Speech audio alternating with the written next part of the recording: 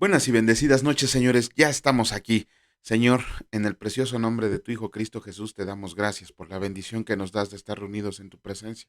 Te agradecemos por esta lluvia que nos has mandado, Señor, porque sabemos que tu creación la necesitaba, el campo la necesitaba para seguir adelante.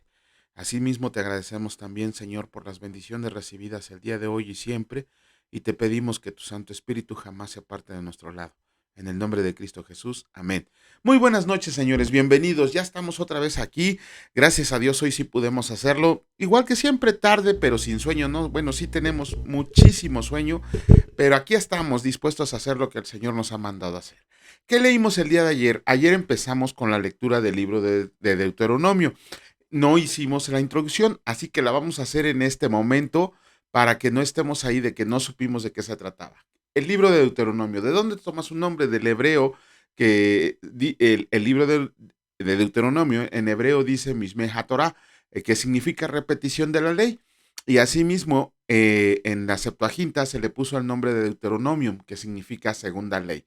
¿Quién es el autor? El autor es Moisés, es su quinto y último libro, es el famoso Pentateuco. Con esto terminamos el Pentateuco. ¿Cuándo fue escrito? Fue escrito poco antes de la muerte de Moisés, por ahí aproximadamente en el 1407 a.C. ¿Cuál es el tema principal? Que Dios quiere que sepamos que todas las bendiciones que recibimos dependen de que recordemos lo que Él ha hecho y hace por nosotros. Eh, de hecho, si en la Biblia hebrea, como así le llaman, está escrita en un presente continuo, no está escrita en pasado, no está escrito en futuro, está escrita en un presente continuo. ¿Por qué? Porque Dios siempre está haciendo algo por nosotros. Este libro es el discurso de despedida de Moisés, que ya tenía la edad de 120 años, y está dirigido a la nueva generación de Israel, la que había sobrevivido en el camino del desierto, los que cuando empezaron su peregrinaje tenían de 20 años para abajo. ¿Por qué? Porque ellos estaban por empezar la pelea para ocupar la tierra que Dios les había prometido.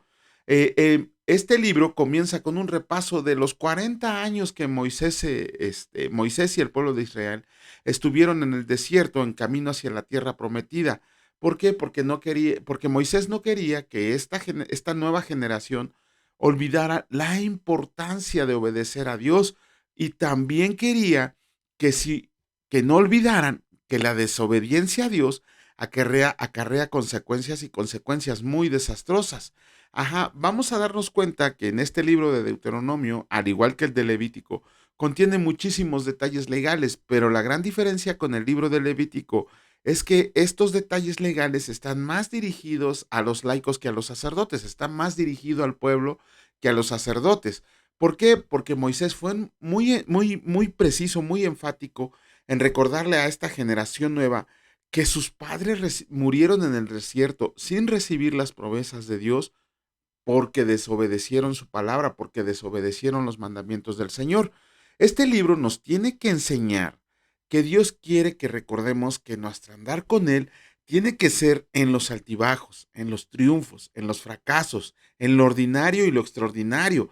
Sobre todo quiere que recordemos que aún en los momentos de dificultad, cuando andemos caminando por el desierto y pensemos o creamos que Dios está muy lejos de nosotros o que no nos escucha, tenemos que recordar que Él siempre estuvo con nosotros, siempre está con nosotros, nos anima y nos da fuerza y motivación para cambiar lo que necesita ser cambiado, y bendiciéndonos a cada paso del camino. A grandes rasgos, eso es lo que el libro de Deuteronomio nos enseña. Y ayer leímos el capítulo 1. ¿Qué nos enseña el capítulo 1? Bueno, más que nada, Israel estaba acampando en los llanos de Moab, ya estaban en la frontera de la tierra de Canaán, la tierra que Dios les había prometido que iba a ser de ella. Se hace un recuento del viaje desde el monte Horeb, el Sinaí, donde recibió las tablas de la ley, el camino que pasaron desde el monte de Seir hasta Cades Barnea, donde ya estaban. Ajá, ese viaje solo requería 11 días. Pero Israel se había pasado 38 años vagando por el desierto a causa de su desobediencia, a causa de su rebelión. Ajá.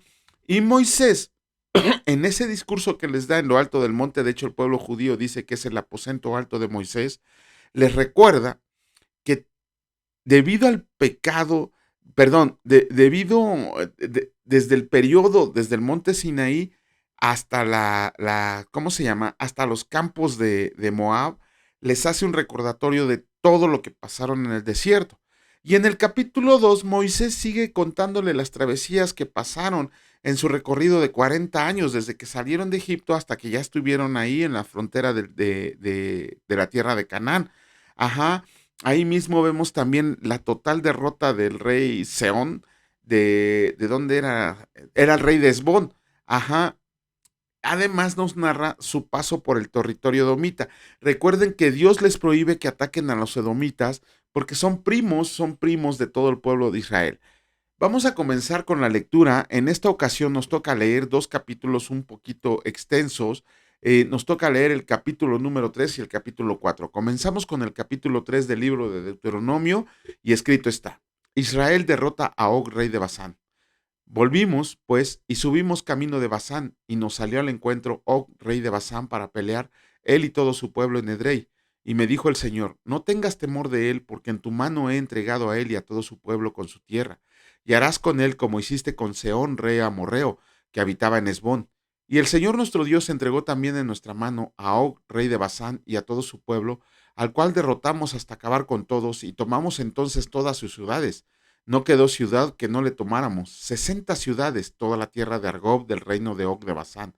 Todas estas eran ciudades fortificadas con muros altos, con puertas y barras, sin contar otras muchas ciudades sin muro, y las destruimos como hicimos a Seón, rey de Esbón, matando en toda ciudad a hombres, mujeres y niños. Y tomamos para nosotros todo el ganado y los despojos de las ciudades. También tomamos en aquel tiempo la tierra desde el arroyo de Arnón hasta el monte de Hermón, de manos de los dos reyes amorreos que están a este lado del Jordán. Los sidonios llaman a Hermón Sirión y los amorreos Senir. Todas las ciudades de la llanura y todo Galaad y todo Basán, hasta Salca y Edrei, ciudades del reino de Og en Basán, porque únicamente Og, rey de Basán, había quedado del resto de los gigantes. Su cama, una cama de hierro, no está en Raba de los hijos de Amón. La longitud de ella es de 9 codos y su anchura de 4 codos, según el codo de un hombre. Rubén, Gad y la media tribu de Manasés se establecen al oriente del Jordán. Y esta tierra que heredamos en aquel tiempo desde Aroer, que está junto al arroyo de Arnón, y a la mitad del monte de Galaad, con sus ciudades, la di a los rubenitas y a los gaditas, y el resto de Galaad y todo Basán del reino de Og, toda la tierra de Argob, que se llama la tierra de los gigantes, lo di a la media tribu de Manasés. Jair, hijo de Manasés, tomó toda la tierra de Argob hasta el límite con Jesur y Maaca, y la llamó por su nombre Basán Abot Jair hasta hoy. Y Galaad se lo di a Maquir, y a los rubenitas y gaditas les di de Galaad hasta el arroyo de Arnón, teniendo por límite el medio del valle hasta el arroyo de Jacob, el cual es límite de los hijos de Amón. También el Arabá, con el Jordán como límite desde Cineret hasta el mar del Araba, al mar salado, al pie de las laderas del Pisga, al oriente. Y los mandé entonces diciendo: el Señor su Dios les ha dado esta tierra por heredad, pero irán armados todos los valientes delante de sus hermanos los hijos de Israel.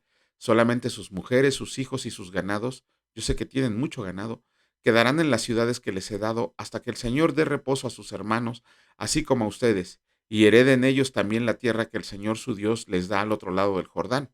Entonces se volverá cada uno a la heredad que yo les he dado. Ordené también a Josué en aquel tiempo diciendo: tus ojos vieron todo lo que el Señor tu Dios ha hecho a aquellos dos reyes. Así hará el Señor a todos los reinos a los cuales pasarás tú. No los temas, porque el Señor su Dios es el que pelea por ustedes. No se le permita a Moisés entrar a Canaán. Y oré al Señor en aquel tiempo diciendo: Señor, tú has comenzado a mostrar a tu siervo tu grandeza y tu mano poderosa, porque ¿qué Dios hay en el cielo ni en la tierra que haga obras y proezas como las tuyas? Pase yo, te ruego, y ve aquella tierra buena que está más allá del Jordán, en aquel buen monte, y el Líbano. Pero el Señor se había enojado contra mí a causa de ustedes, por lo cual no me escuchó, y me dijo el Señor: basta, no me hables más de este asunto. Sube a la cumbre del Pisga y alza tus ojos al oeste y al norte y al sur y al este, y mira con tus propios ojos, porque no pasarás el Jordán. Y manda a Josué y anímelo y fortalézalo, porque él ha de pasar delante de este pueblo, y él les hará heredar la tierra que verás. Y paramos en el valle delante de Bet Peor. Comenzamos con la lectura del capítulo 4 del libro de Deuteronomio y escrito está: Moisés exhorta a la obediencia.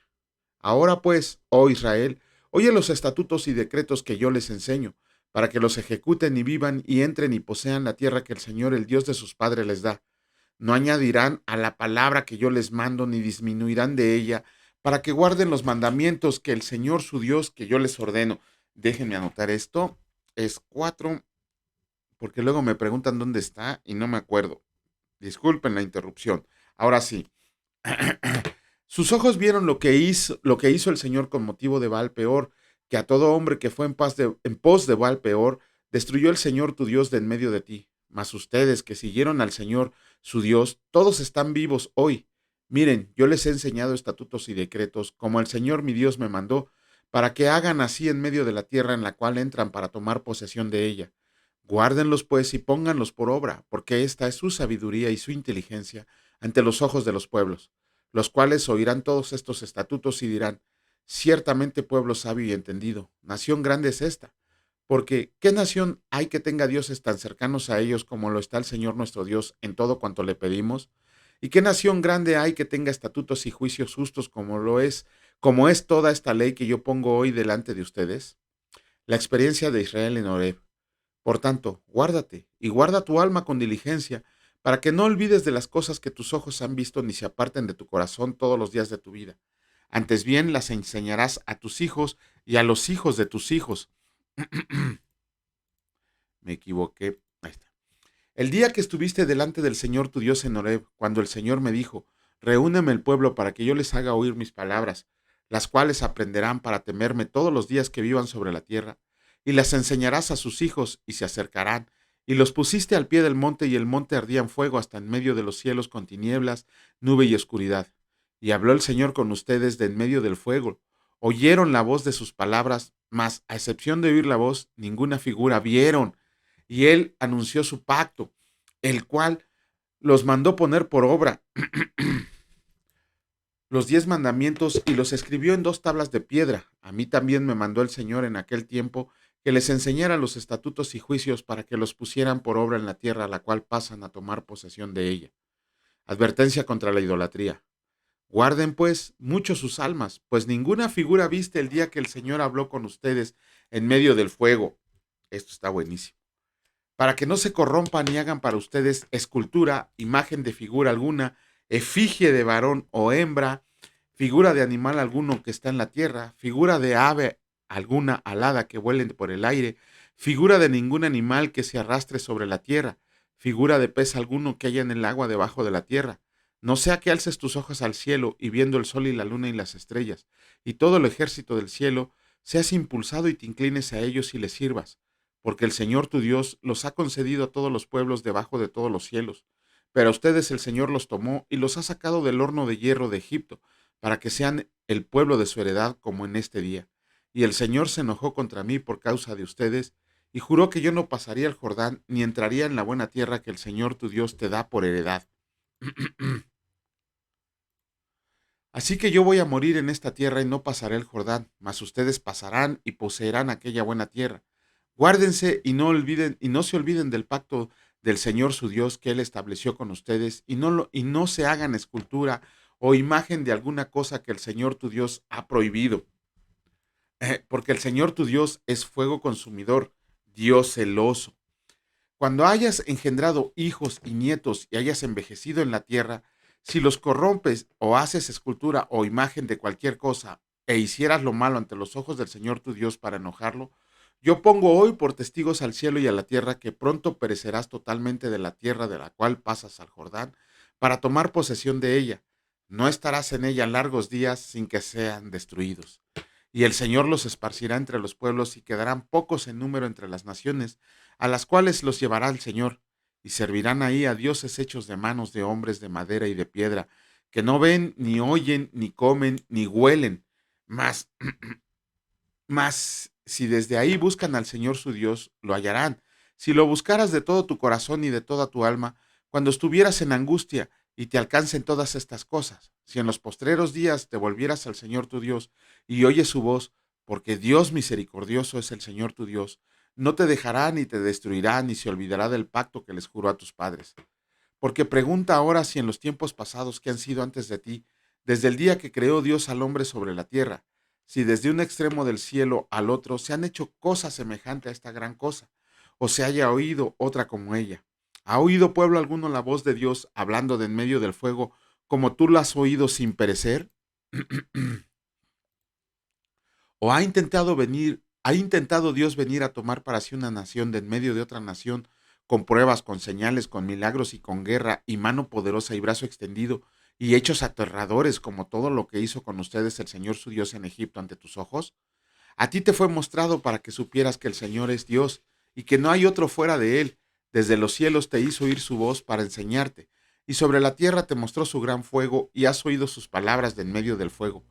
Y por cuanto él amó a tus padres, escogió a su descendencia después de ellos y te sacó de Egipto con su presencia y con su gran poder, para echar de delante de tu presencia naciones grandes y más fuertes que tú, y para introducirte y darte su tierra por heredad como hoy. Aprende pues hoy y reflexiona en tu corazón que el Señor es Dios arriba en el cielo y abajo en la tierra, y no hay otro, y guarda sus estatutos y sus mandamientos, los cuales yo te mando hoy, para que te vaya bien a ti y a tus hijos después de ti, y prolongues tus días sobre la tierra que el Señor tu Dios te da para siempre. Las ciudades de refugio al oriente del Jordán. Entonces apartó Moisés 3 ciudades a este lado del Jordán al nacimiento del sol, para que huyera ahí el homicida que matara a su prójimo sin intención, sin haber tenido enemistad con él nunca antes, y que huyendo a una de estas ciudades salvara su vida. Becer en el desierto, en tierra de la llanura para los rubenitas, Ramot en Galaad para los gaditas, y Golán en Basán para los de Manasés. Moisés recapitula la promulgación de la ley. Esta, pues, es la ley que Moisés puso delante de los hijos de Israel. Estos son los testimonios, los estatutos y los decretos que habló Moisés a los hijos de Israel cuando salieron de Egipto, a este lado del Jordán, en el valle delante de Bet Peor, en la tierra de Seón, rey de los amorreos que habitaba en Esbón, al cual derrotó Moisés con los hijos de Israel cuando salieron de Egipto, y poseyeron su tierra y la tierra de Og, rey de Basán, dos reyes de los amorreos que estaban de este lado del Jordán al oriente, desde Aroer, que está junto a la ribera del arroyo de Arnón hasta el monte de Sión, que es Hermón, y todo el Arabá de este lado del Jordán al oriente, hasta el mar del Arabá al pie de las laderas del Pisga. Juan, con esto terminamos la lectura de los capítulos de Deuteronomio que nos tocaban el día de hoy. Y bueno, próximamente voy a tener un debate con dos personas que profesan la religión católica, precisamente con el tema de la transubstanciación, la adoración y veneración a imágenes y el llamamiento de padres a los curas. Ellos están aferrados que la Biblia menciona que sí se puede, que la Biblia autoriza a llamarles padres, a que la transubstanciación existe y que la adoración a imágenes es bíblica. Y ahorita que acabamos de leer el capítulo 4 del libro de Deuteronomio, creo que con eso bastaría para que ellos se dieran cuenta que no es nada bíblico. Y en el capítulo 3 leímos que no se debe alterar la palabra del Señor como ellos tergiversan vehículos. El Señor es grande porque me acaba de dar un arma increíblemente poderosa para poder utilizarla en este pequeño debate que vamos a tener. Pero bueno, vamos a continuar con la lectura. En esta ocasión nos toca leer el capítulo 19 del libro de Hechos. Pero antes vamos a ver un poquito de lo que vimos ayer en el capítulo de 18. Ok, el capítulo 18 nos dice que Pablo deja, ¿dónde estaba? En Corinto, una ciudad que era famosa por su inmoralidad en todos los aspectos, no solo inmoralidad sexual, en todos los aspectos era inmoral. Y se fue, perdón, había partido de Atenas para llegar a Corinto, la ciudad que les digo que era inmoral en todos los sentidos. Y ahí en Corinto conoció a dos personas, a una persona era un matrimonio, él se llamaba Aquila y ella se llamaba Priscila. Ellos trabaron una muy buena amistad que siguió hasta el fin de Pablo. No sabemos si Aquila y Priscila murieron antes que Pablo. La palabra no lo menciona, pero sí menciona la muerte de Pablo. Entonces estamos viendo que podemos decir que ellos atestiguaron o murieron después que Pablo. El chiste es que ellos hicieron una muy buena amistad. ¿Por qué? Porque los tres se dedicaban al trabajo de la construcción de tiendas. Ellos lo hacían Por lo tanto, se quedaron como año y medio en Corintio, no solo compartiendo el evangelio. Miren, no solo compartiendo el evangelio, sino pusieron como un negocio de tiendas. Ok, este, obviamente, Aquila y Priscila ya eran cristianos, ya habían recibido a Jesucristo. ¿Por qué? Porque la palabra dice que ellos salieron huyendo de Roma a consecuencia de un decreto que había emitido Claudio César. En ese decreto decía que todos aquellos que eran judíos o que eran que profesaban la fe cristiana tenían que salir de Roma bajo pena de muerte. Y eso que apenas empezaba la persecución. Ajá. E- El, este, Tenemos que ver que gracias a esa amistad que hicieron, porque se dedicaban al mismo oficio, y los dos sabían que Cristo era el Rey de Reyes y Señor de Señores, tal vez Priscila y Aquila solamente habían recibido el Evangelio de una manera light. Para su buena suerte, y ni siquiera es buena suerte, conforme al propósito de Dios, Aquila y Priscila recibieron instrucción, recibieron educación en cuestiones del Señor del mismo Pablo. Imagínense tener como maestro a Pablo, ¿no? ¿Por qué? Porque mientras estaban trabajando juntos, pues obviamente Pablo los estaba evangelizando, cosa que tenemos que hacer todos nosotros. Y ahí estamos todos miedosos, ¿cómo se llama? Que no queremos compartir el evangelio porque no queremos que nadie se entere de que nosotros somos cristianos.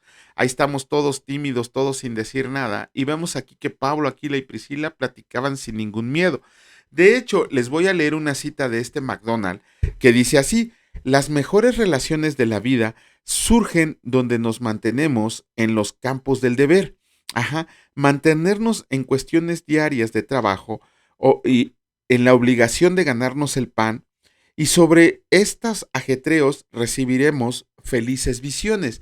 ¿Qué quiere decir esto? Ok, aquí no les vamos a dar ¿cómo se llama? La razón a aquellos que dicen que los pastores no deberían de cobrar un sueldo. Por supuesto que sí. Lucas nos dice que no pongas bozal al buey que trilla, y también nos dice que el obrero es digno de su salario. De hecho, Pablo más adelante dice que en una de las cartas dice que está bien que se le pague a aquellos que se dedican de tiempo completo al evangelio.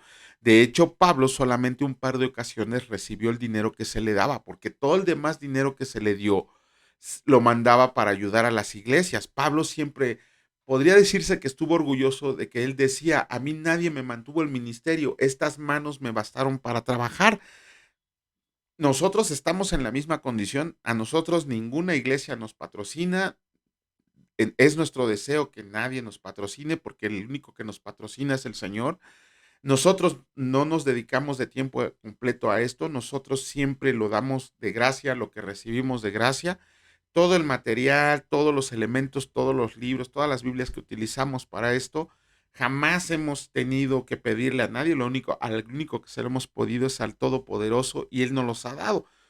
Nunca hemos pedido una ofrenda y esperemos en Dios que no sea necesario. Hemos pasado por situaciones, créanme, situaciones increíblemente de escasez. Sin embargo, nunca nos faltó alimento porque el Señor estaba con nosotros. De esa misma manera, Pablo pregonaba su evangelio. Ajá. Entonces nosotros predicamos, damos clases, le compartimos la palabra de Dios, y jamás hemos pedido un solo peso, ni por predicar, ni por dar clases, ni por hacer este tipo de material. Todo proviene de nosotros porque el Señor es bueno y misericordioso y muestra su favor con nosotros, que aun y cuando pensemos que no está, siempre está al pendiente de nosotros. La palabra dice también que Pablo inicia su tercer viaje misionero, el más largo de ellos, y de ahí Pablo se va hacia Galacia y a Frigia. Vemos que Aquila y Priscila lo acompañaron, pero ellos se quedaron en Éfeso. Miren, les decimos que, bueno, les voy a tocar el punto. Aquí estamos preparando a un joven, a un joven ya, que tiene un llamado para ser pastor y tiene un llamado para el evangelismo. Y ahorita lo pusimos a que transcribiera el libro de Gálatas y que transcribiera el libro de Éfeso a mano, como si estuviera escribiendo una carta. Antier, perdón, que él es el día que viene, los lunes y los sábados viene, y yo no pude estar porque salí fuera de la ciudad y no llegué ni a tiempo para predicar la palabra, y mi esposa se encargó de darle la instrucción que se le tenía que dar. Y dice mi esposa que cuando le empezó a enseñar tan solo el primer versículo de Éfeso, Se quedó así como que, ¡ay! Y como que había recibido así del Señor una revelación que él nunca se había imaginado que decía el libro de Éfeso. Bueno, de la misma manera, Aquila y Priscila se quedan en Éfeso, ajá, y ahí Pablo los deja encargados de una iglesia, ajá, y en esa ciudad llamada Éfeso llega un hombre llamado Apolos. La palabra de Dios lo describe de la siguiente manera. Apolos era un judío de Alejandría. ¿Dónde estaba Alejandría? Era la capital del Bajo Egipto. La palabra dice que era poderoso en las escrituras, no era cualquier persona, era alguien que conocía la ley del Antiguo Testamento, pero bien que la había estudiado. También dice que conocía el Evangelio de Juan el Bautista, el Evangelio del arrepentimiento, y que él había recibido esa enseñanza, él había sido discípulo de Juan el Bautista. Pero también la palabra dice que era deficiente en el conocimiento de la fe cristiana. Ajá, porque no conocía los rudimentos de la fe, ni siquiera conocía los rudimentos de la fe. De hecho, no conocía el bautizo, no comprendía el verdadero significado del bautismo. Pero para también, conforme al propósito de Dios, dice la palabra que llegó a manos de Aquila y Priscila, y ellos, dice la palabra así, que lo condujeron exactamente en el camino de Dios. Si ustedes se van a ese versículo donde dice el camino de Dios, que está en el libro de Hechos, en el capítulo 18, se van a dar cuenta de una cosa. Ahí hay algo que les tiene que llamar la atención. ¿Cuándo se le pone mayúscula inicial a una palabra? Cuando es un nombre propio, cuando es un cargo, o cuando es una ciudad, o cuando es algo realmente muy importante. Y aquí vemos que en el libro de Hechos ponen la palabra el camino con mayúsculas. ¿Por qué? Porque el camino se refiere a Jesucristo. Eso fue lo que se le enseñó el lunes a este muchacho y se quedó impactado así, porque decía el camino de Dios. ¿Cuál es el camino de Dios? Jesucristo es el camino de Dios. Por eso cuando encontramos la palabra camino en la Biblia con mayúsculas, está haciendo una referencia a Jesucristo nuestro Señor. Créanme, no es ¿cómo les diré? No es flojera, no es desidia. Realmente les digo que estamos saliendo de un periodo en el cual el Señor nos educó en la economía y no teníamos tiempo de nada. Ahora el Señor, conforme a su gloria, nos ha dado mucho, pero mucho trabajo. No podemos ni dormir, pero aquí estamos. Y esto se los digo porque es- estamos queriendo hacer muchísimos videos. Tenemos mucho material para hacer los videos. Y uno de esos videos se titula así, El Camino. Y tiene que ver con las personas que están al lado del camino, los que se quedan en el camino, los que dejan el camino, los que se desvían del camino y los que perseveran en el camino. Eso realmente es importantísimo porque la palabra de Dios lo menciona muchas veces y menciona todas esas situaciones. Y ojalá Dios ponga en nosotros, no los medios, porque los medios nos los ha dado, sino el tiempo para hacer toda esta serie de videos que tenemos. Debemos lo de los apóstoles, ojalá ya podemos tener tiempo para hacerlo. Pero bueno, hay un señor llamado John MacArthur que se ha dedicado toda su vida a estudiar la palabra de Dios, que a donde esté enviamos nuestras oraciones a él porque está un poco enfermo. Y él, que se dedicó a estudiar como 5 años el libro de Hechos, dice que de qué manera prepararon Aquila y Priscila a Apolos, si vemos que dice que era poderoso en las escrituras y que conocía el evangelio de Juan el Bautista. Ok, Apolos tenía un deficiente conocimiento de la fe cristiana y MacArthur señala que él fue preparado en la renovación del espíritu y en la transformación de su mente. Ajá. ¿Por qué? Porque un cristiano tiene que renovar su espíritu, porque tiene que ser renovación, tiene que permitir que el Espíritu Santo more en él y además tiene que tener una transformación de la mente. Muchos de nosotros conocemos el Evangelio o hay muchas personas que conocen el Evangelio, pero nunca ha habido un cambio de verdad en su mente, ni nunca ha morado el Espíritu en ellos. De esa manera, condujeron a Apolos en el camino de Dios y de ahí de Éfeso, Aquila y Priscila le dan una carta de recomendación para los hermanos que estaban en Corinto. Imagínense a dónde lo mandaron, a Corinto. Pero Apolos no señala que fuera a evangelizar a los gentiles. La palabra señala que, y dice así la palabra, que vigorosamente refutaba en público, demostrando a los judíos por medio de las escrituras que el Señor Jesús era el Cristo de Dios. Imagínense este cuate que ya conocía las escrituras, dice poderoso en las escrituras, que ya conocía el evangelio de Juan el Bautista y sabía que había un Mesías que había de venir. Y cuando Aquila y Priscila le muestran correctamente el camino de Dios, se da cuenta que Jesucristo es el Señor de señores. Y con todo ese conocimiento que había adquirido, más el conocimiento que le dieron Aquila y Priscila, con eso refutaba vigorosamente en público a todos los judíos y les demostraba por medio de las escrituras que Jesús era el Cristo de Dios. Imagínense nada más, ¿no? ¿Qué tan profundo llegó a ser el conocimiento de Apolos, el conocimiento y la revelación que Dios le dio acerca de la palabra y acerca de Jesucristo? Que hay varios autores, varios eruditos bíblicos que consideran que Apolos pudo haber sido el escritor anónimo del libro de Hebreos. Pero bueno, gloria a Dios.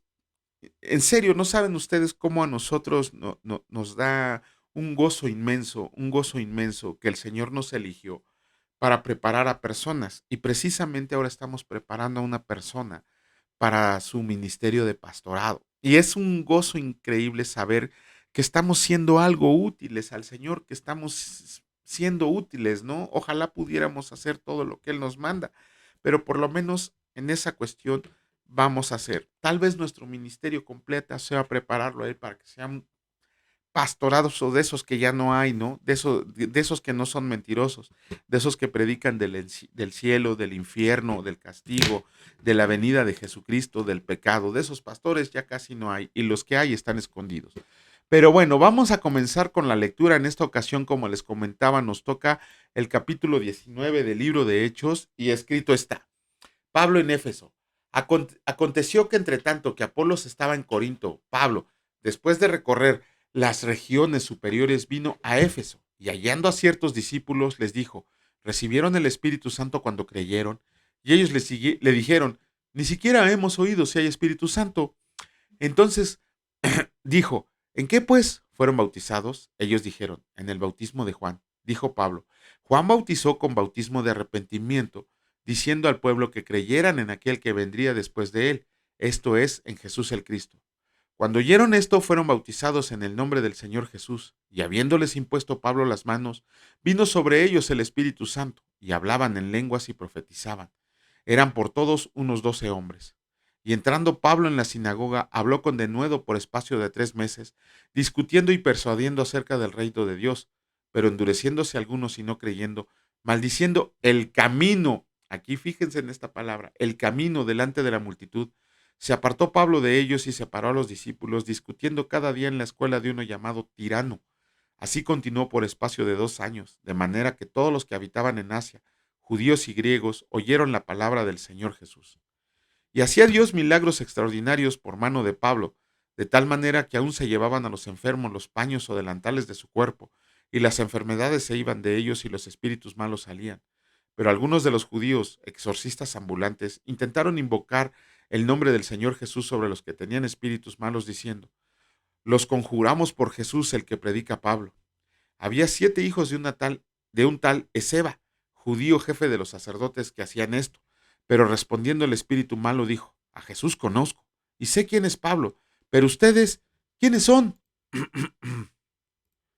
Y el hombre en quien estaba el espíritu malo, saltando sobre ellos y dominándolos, pudo más que ellos, de tal manera que huyeron de aquella casa desnudos y heridos. Y esto fue notorio a todos los que habitaban en Éfeso, así judíos como griegos, y tuvieron temor todos ellos, y era magnificado el nombre del Señor Jesús, y muchos de los que habían creído venían, confesando y dando cuenta de sus hechos. Asimismo, muchos de los que habían practicado la magia trajeron los libros y los quemaron delante de todos, y hecha la cuenta de su precio, hallaron que eran 50,000 piezas de plata. Así crecía y prevalecía poderosamente la palabra del Señor. Pasadas estas cosas, Pablo se propuso en espíritu ir a Jerusalén, después de recorrer Macedonia y Acaya, diciendo: después que haya estado ahí, me será necesario ver también a Roma. Y enviando a Macedonia a 2 que le ayudaban, Timoteo y Erasto, él se quedó por algún tiempo en Asia. El alboroto en Éfeso. Hubo en aquel tiempo un disturbio no pequeño acerca del camino, porque un platero llamado Demetrio, que hacía de plata templecillos de Diana, daba no poca ganancia a los artífices, a los cuales, reunidos con los obreros del mismo oficio, dijo: varones, saben que de este oficio obtenemos nuestra riqueza, pero ven y oyen que este Pablo, no solamente en Éfeso, sino en casi toda Asia, ha apartado a muchas gentes con persuasión, diciendo que no son dioses los que se hacen con las manos. Y no solamente hay peligro de que en este nuestro negocio vengas a desacreditarse, sino también que el templo de la gran Diosana sea estimado en nada y comience a ser destruida la majestad de aquella a quien venera toda Asia y el mundo estero. Y el mundo entero. Ay, no, está increíble todo lo que el Señor nos está dando el día de hoy. Cuando oyeron estas cosas, se llenaron de ira y gritaron diciendo: grande es Diana de los Efesios. Y la ciudad se llenó de confusión, y a una se lanzaron al teatro, arrebatando a Gallo y a Aristarco, macedonios compañeros de Pablo. Y queriendo Pablo salir al pueblo, los discípulos no le dejaron. También algunas de las autoridades de Asia, que eran sus amigos, le enviaron recado, rogándole que no se presentara en el teatro. Unos, pues, gritaban una cosa y otros otra, porque la concurrencia estaba confusa y los más no sabían por qué se habían reunido. Y sacaron de entre la multitud a Alejandro, empujándole los judíos. Entonces Alejandro, pedido silencio con la mano, quería hablar en su defensa ante el pueblo. Pero cuando le conocieron que era judío, todos a una voz gritaron casi por 2 horas: grande es Diana de los Efesios. Entonces el escribano, cuando había apaciguado a la multitud, dijo: varones efesios, ¿y quién es el hombre que no sabe que la ciudad de los Efesios es guardiana del templo de la gran diosa Diana y de la imagen venida de Júpiter? Puesto que esto no puede contradecirse, es necesario que se apacigüen y que nada hagan precipitadamente, porque han traído a estos hombres sin ser sacrílegos ni blasfemadores de nuestra diosa. Que si Demetrio y los artífices que están con él tienen pleito contra alguno, audiencias se conceden y procónsules hay, acúsense los unos a los otros. Y si demandan alguna otra cosa en legítima asamblea se puede decidir, porque peligro hay de que seamos acusados de sedición por esto de hoy, no habiendo ninguna causa por la cual podamos dar razón de este concurso. Y habiendo dicho esto, despidió a la asamblea. Con esto terminamos la lectura del libro del capítulo 19 del libro de Hechos y también las lecturas del día de hoy. Y pues vamos a darle gracias a Dios Padre en el nombre de Cristo Jesús. Te alabamos y te bendecimos por este mensaje que tienes el día de hoy para nosotros, Señor, porque tu palabra tiene autoridad, tiene suficiencia, es necesaria y es completa en sí misma para todos aquellos que necesitamos saber de ti. Te agradecemos porque nos das el tiempo de poder leerla y de poder escucharla, Señor, y porque sabemos que hoy tú nos diste una gran enseñanza que tenemos que acunar en nuestro corazón para que la podamos vivir frente a los demás. Asimismo, que nos des fuerza para convertirnos en esos portadores de tu evangelio, que lo llevemos a todos los lugares en donde estemos, que no solamente seamos oidores, sino hacedores de la palabra, y que con nuestra manera de vivir demostremos a los demás la manera en que tú nos has enseñado a vivir, de la misma manera que tú viviste. Te pedimos, Señor, que nos resguardes, que nos libres del mal, que nos alejes del mal y que nos alejes del pecado, Señor. No permitas que el enemigo nos ponga tentaciones más aquellas que tú permitas, pero sobre todo que nos des la fuerza para salir adelante. Siempre sea bendito el pan que nos pones en nuestra mesa, pero sobre todo, Señor, gracias por este pan espiritual que nos has dado. Te damos gracias, mi Dios Padre Todopoderoso. Te damos gracias, mi Señor Jesucristo Salvador. Y te damos gracias, Señor Espíritu Santo. Benditos sean por siempre y para siempre. Amén. Que Dios les bendiga, señores. Y si Dios lo permite, nos vemos el día de mañana. Cuídense mucho. Hasta luego.